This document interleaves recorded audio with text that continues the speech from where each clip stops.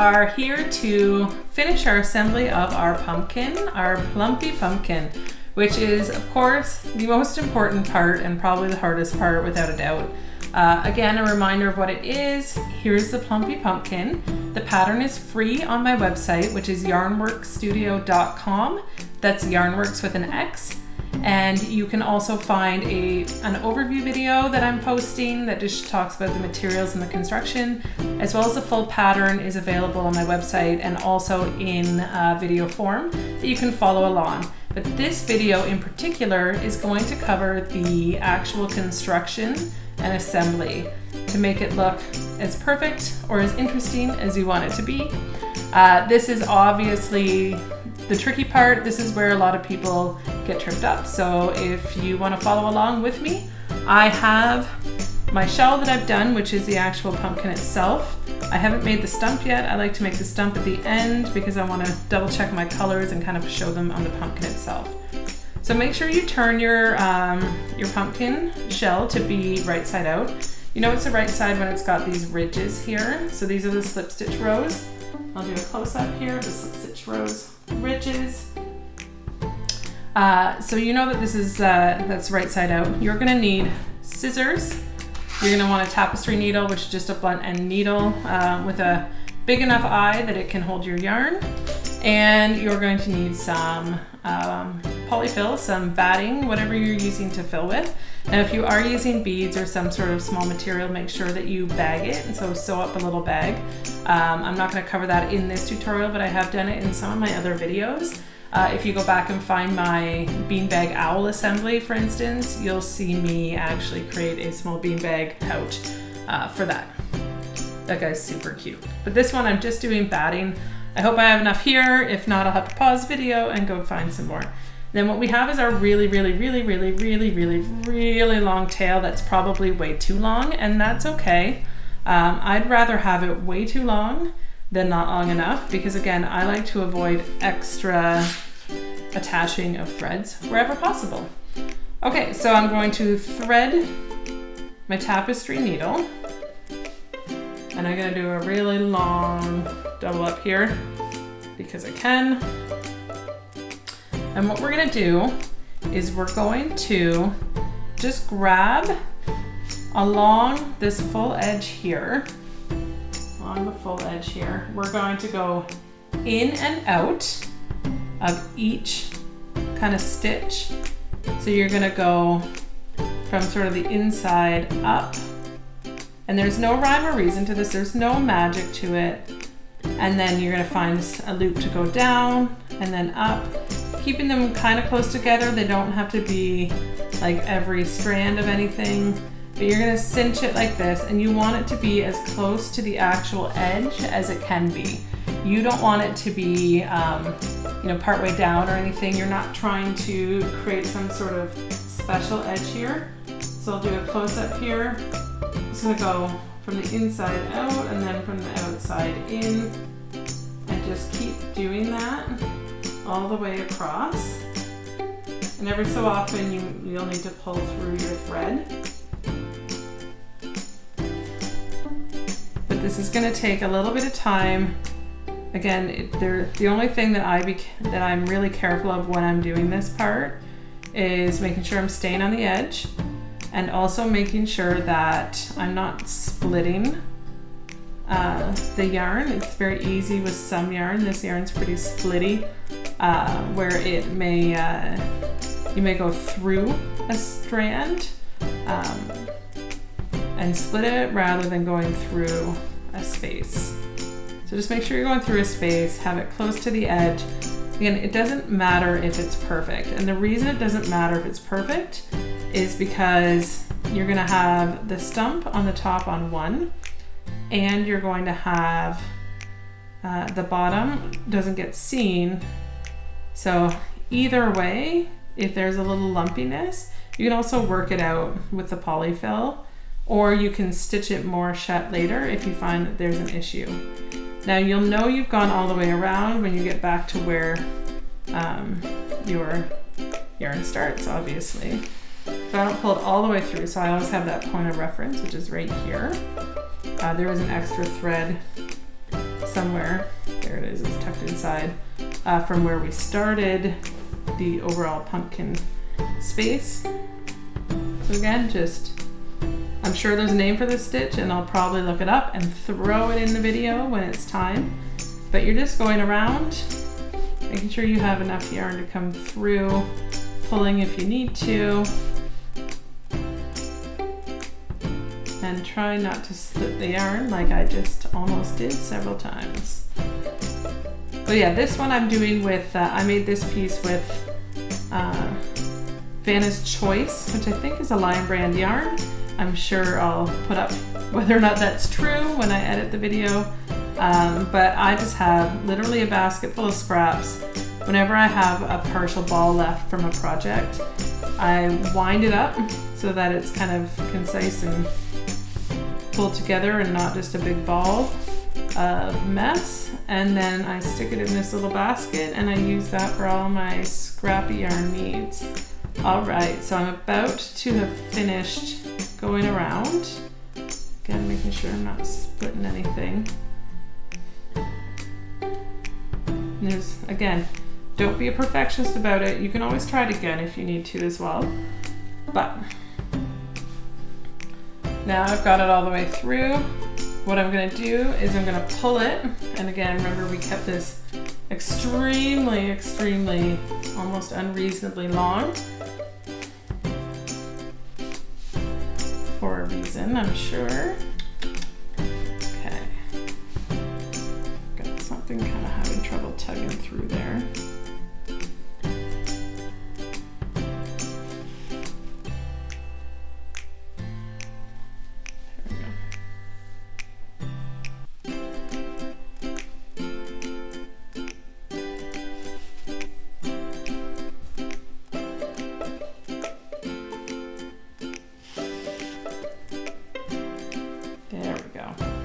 So you can already see that it started to form the shape. Again, the shape is better to see probably on this side. The shape is going to be this sort of bumpy 5 sections coming together and cinched type of look. So we want to pull it as tight as we can, and you'll see these bumps start to form. And don't worry about their exact placement or anything yet. We'll play with that. I kind of like to push out the bumps, but you can see, I'll put it in the close-up here. As you pull, it cinches up. It doesn't have to be a full tight hole. That's all right. It's very forgiving. And then the really fun part, once you cinch that, all we're gonna do is we're gonna put the needle through that center hole. I'll show it in a close-up as well. What's the best angle here? Through that center hole and out the other side. So now you can see this is kind of going to be the top of the pumpkin. Bring our yarn up. I think my one yarn tail is much longer than my actual working yarn, so I'm just going to snip it down a bit.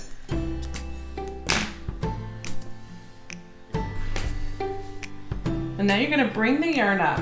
You want it to be coming up through the middle precisely, and then you're just going to start stitching around. So don't keep it too tight, but don't keep it super loose either, not floppy like that. And we're just going to start stitching. It doesn't matter where you start, and we're going to do the exact same thing. So up through one loop, then down. Again, staying on the edges, and then staying on the edges and trying not to split the yarn anywhere, just because that makes it messy and it compromises the integrity of the pumpkin structure. So exactly the same as we did. Oh, I guess I'll get a close-up as well. If you can hear some noises in the background, that is just someone doing some woodworking at my house. We've been cleaning out our garage because that's something that we do in the fall, so we can put our cars in the garage for the winter to avoid all that Canadian snow that we get.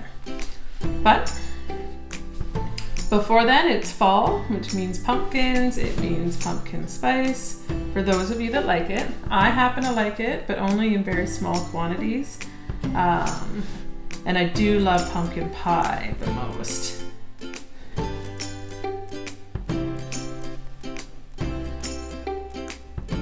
So we're gonna keep going around. Again, you'll know where you started because you can see your strand going in from the center.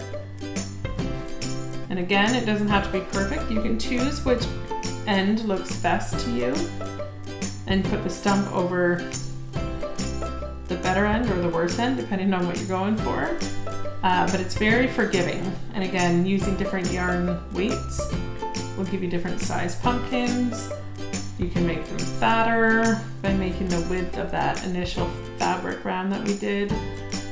There's no rhyme or reason. Be very forgiving to yourself.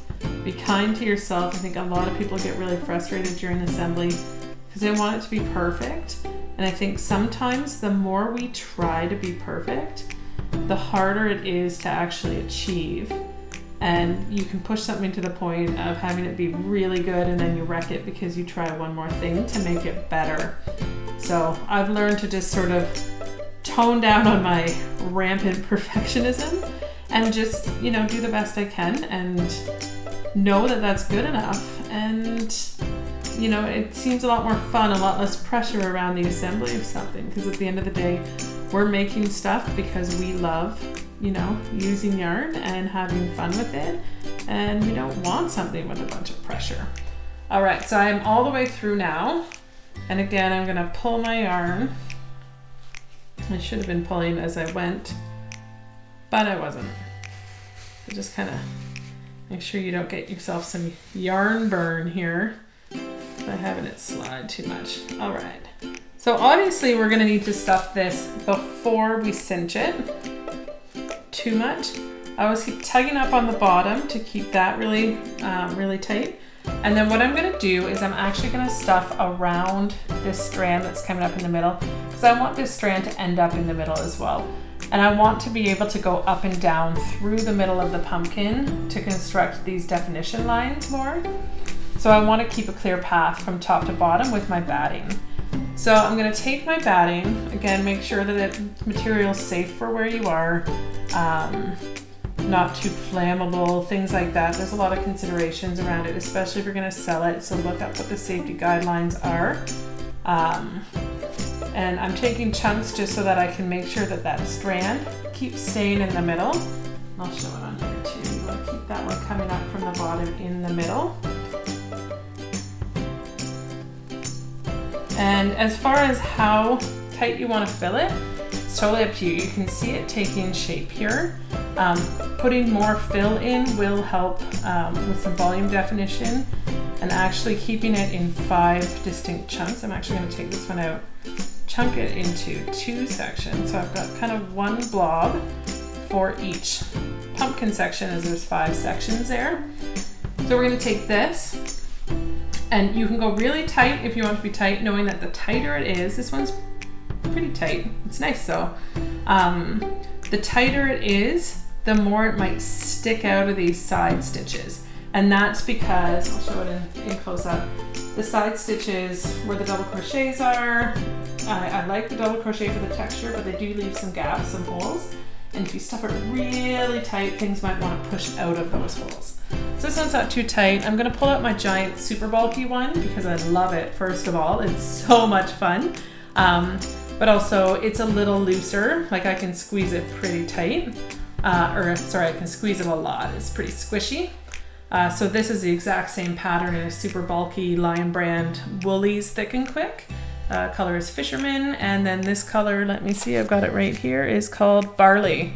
Very appropriate for the stump. Okay, so this is, I would say probably medium filled. I haven't done a loose fill. This one's probably going to be the loosest I've filled.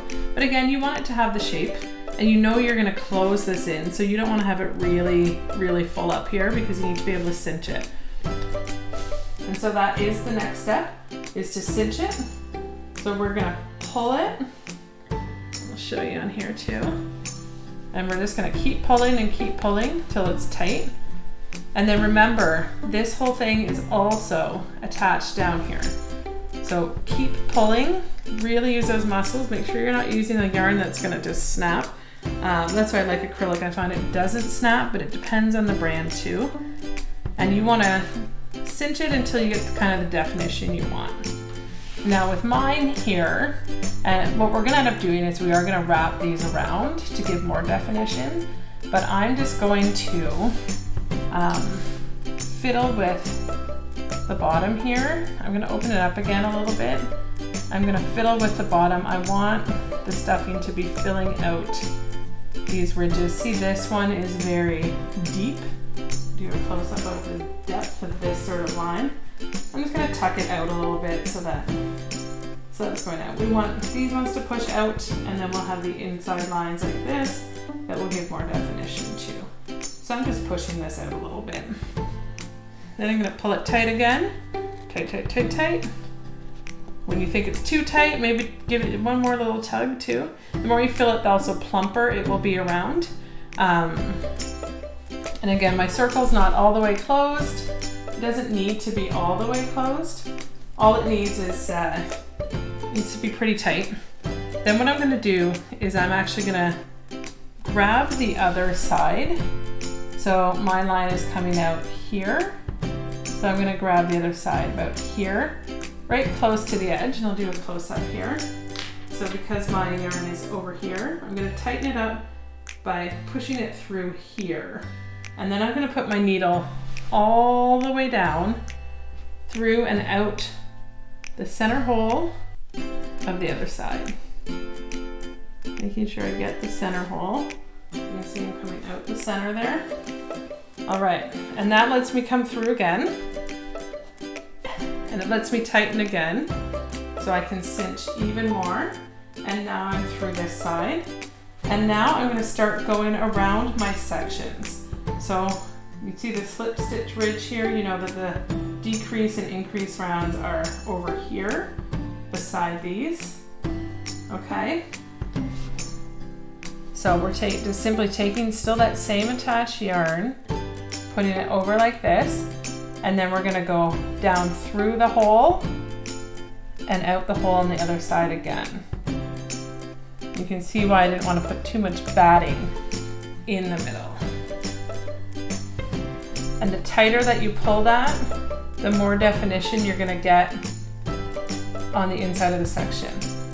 So you can see that definition there. And the line you can barely see. With some you'll be able to see it more than others. Okay, and so now that it's pulled through, we're gonna go to the next section. So the next section, doesn't matter which way you go, but I tend to go to the very next one, either clockwise. Looks like I've gone counterclockwise. And again, pull the yarn around the right section, and then put the needle down top to bottom through the holes, and then cinch it. And you'll get nice definition. And then we're just gonna repeat that. It's quite obvious at this point that I have way too much working yarn, but again, I would rather have way too much than run out just in this critical part. So again, cinching it so you can see the difference in the definition. These sections have not had it, and these sections have. So the ridge is just more defined, and you can be as loose or tight as you want to in order to give it the definition and look that you're going for. I'm gonna give this quite a little squeeze because I want it to be pretty well defined, pretty segmented. And pull your yarn through again. I have managed to make a large knot in my yarn, which is not what you want to do. Oh, get it? Not what you want to do while you're shooting a video.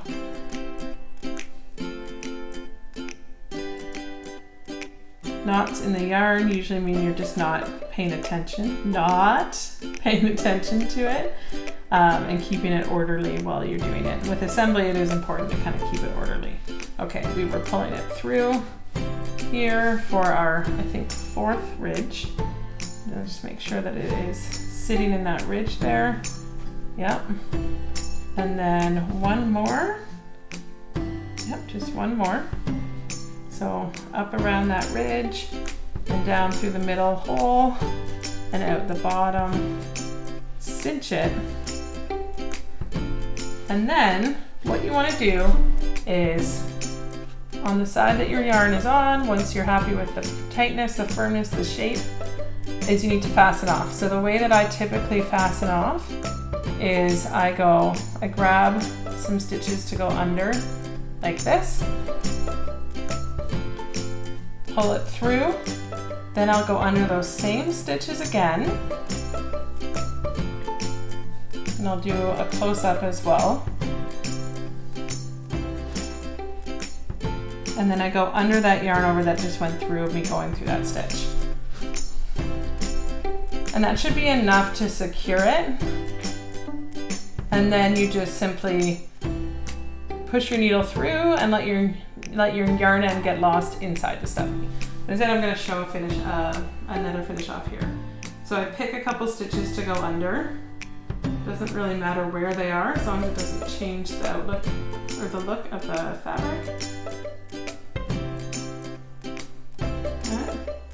I usually do it once, and I do it again with the same stitches.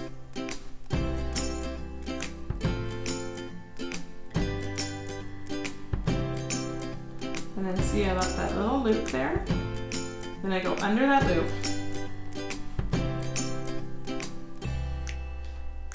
So it's tied essentially in a knot. And then I'll go through here. Doesn't matter where, that's the nice thing about stuffies. Doesn't matter where. I'll go through somewhere and pull out my yarn. So I've just gone in here and then just gonna pull my needle out somewhere over here. Pull that yarn out. And it becomes a really easy finish and hidden knot. Because then what you do is you pull it a little bit tighter than it is. And once you snip it, it's gonna disappear into yours. So pull it tight, give it a snip, and then it just disappears inside.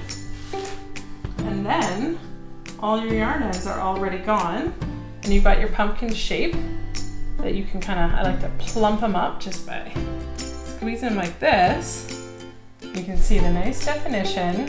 You've got your slip stitches here, you got your decrease rows here, and they're further secured by, they're further defined actually by extra yarn going across.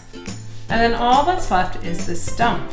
So I'm gonna put the stump in here as part of the assembly video because really, you know, you wanna have it as already assembled before you sort of look at stump placement. So for this one, I have decided, let me just verify my decision here. I have picked just a standard, I think it's worsted or maybe DK weight brown that I think will look nice overall with my pumpkin. I mean, brown's a pretty obvious stump color if you ask me, but also it will work nicely. It's a real stump color typically, so that's also helpful.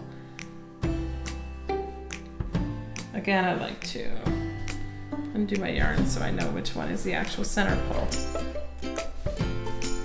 All right, so for the stump, I'm gonna take my crochet hook. Again, I'm going to do a slip knot, which I covered in my first video. Just get a little more.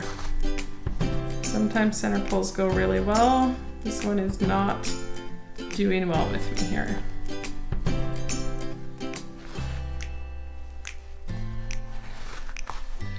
Okay, that should be enough. All right. Actually, no. Sorry, I'm not doing a slip knot. I'm doing a magic loop.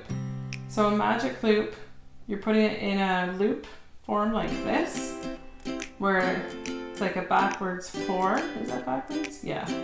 And then this is coming over the front. And then you go in behind. You grab this yarn and pull it through. And that's your loop there that you're gonna work into. There's tons of tutorials on this. I'll probably do my own in-depth tutorial just on this at some point. But you're doing a magic loop, and then you are going to do 6 single crochets into that magic loop. Very standard amigurumi type, starting in the round. 1, 2, 3, 4, 5, 6.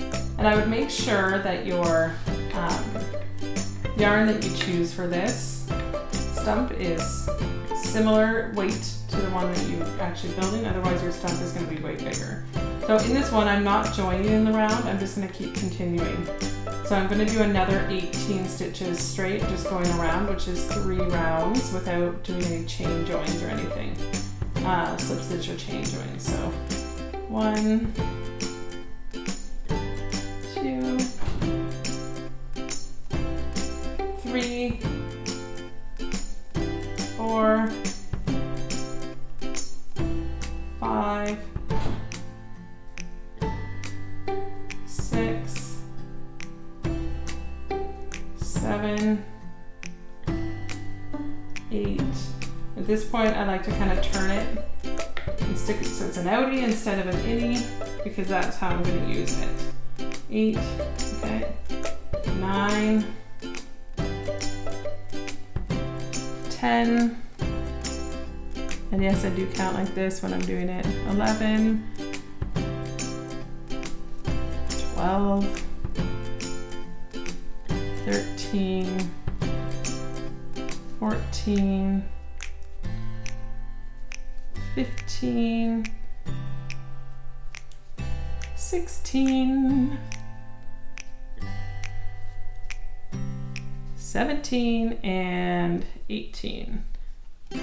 Okay, now what I'm going to do is going to do a couple rounds that are really quick, slightly increasing fan out rounds. So in the next stitch, I'm going to do 2 single crochet in the same stitch, 1, 2, and then 2, and then 1 in the next one, 1 in the next one, 1, 2 to get in the same, 3, 4, okay. Then I'm going to do that again. So 2 in the next one, and then 1. Oh, I need a little bit more yarn. It's a big tangled mess. And then 1. And then in this one, it's going to be, I'm going to fan it out a little bit more. So 2 in the next one, then 1, 1, 1. 2 in the next one, 1, 1, 1. Then it's a slip stitch into the next stitch, just to kind of join it together. We're going to fasten off, leave a tail for sewing. The tail is going to be, this long at most. It's not a huge, crazy long one. So all we need to do is sew the base. So then I fasten off just by yarn over and pull it all the way through. Perfect. So the shape is this weird looking thing. What I do, I don't stuff it. You can stuff it if it's a bigger one, but I just take the yarn end and toss it in here and kind of shove it down so that it's in there. But again, there's no shape to this in the sense of you don't need to fill it out. It's not gonna look weird at all. So then you decide which side you like best for the top.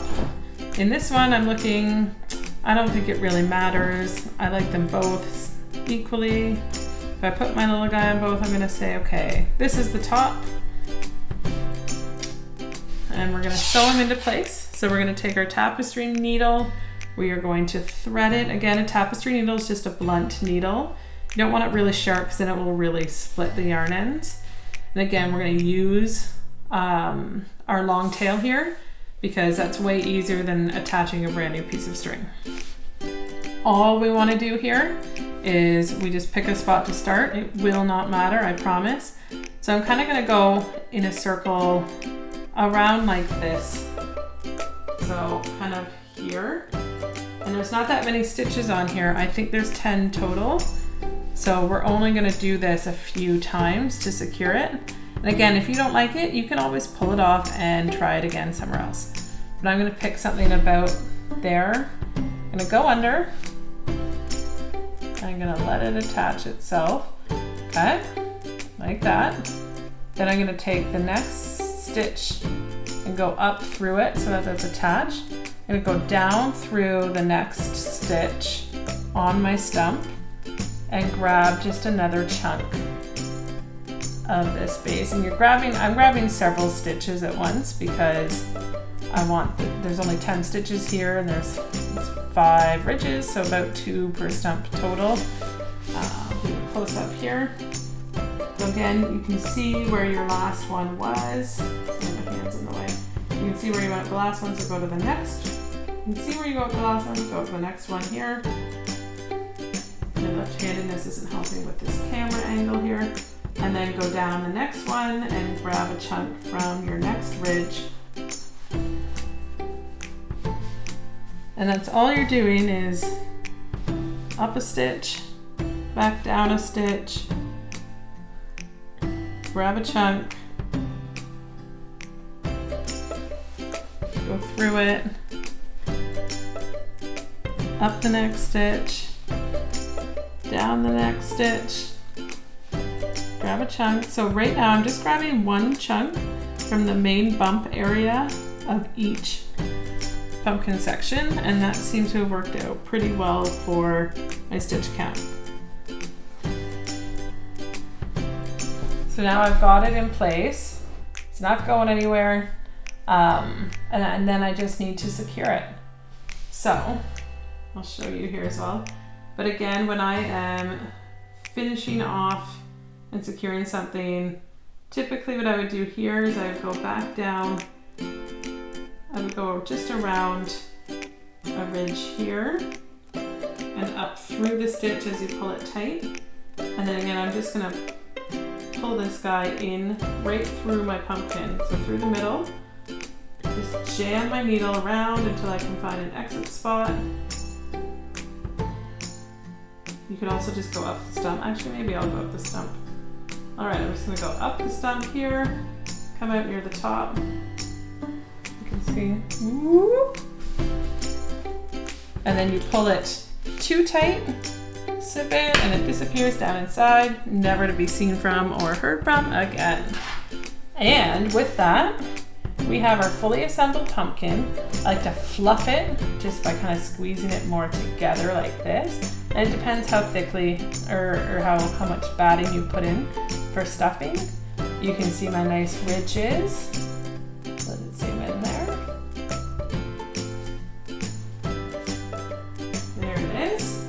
You can see, so these are both worsted weight. They're very similar in size. And I can put them with my big super bulky one, my 2 worsted ones. You can kind of see the size difference, the definition. I'm really happy with this color because it does bring out some browns as well. Gray's a really popular decor color. You can kind of play with the stump if you want it to be a little, you know, more to the side, or if you want it to be more straight up. It's up to you. You can plump them. You can move them around. You can give them to your kids. There's no shortage of things you can do with it. At the end of the day, here it is, our Plumpy Pumpkins. We have made and assembled several of them, and we've had a lot of fun doing it. Thanks for tuning in and being a part of it. Make sure that you're hashtagging projects that you do for me, and so I can check them out. I can share them on social as well. So hashtag Yarnworks Studio, that's Yarnworks with an X. Go to my website, you know, DM me, whatever you want to do. But I love seeing people's finished projects because, again, I'm here to share my love of crafting with the world. And thanks for tuning in, and I'll see you guys next time.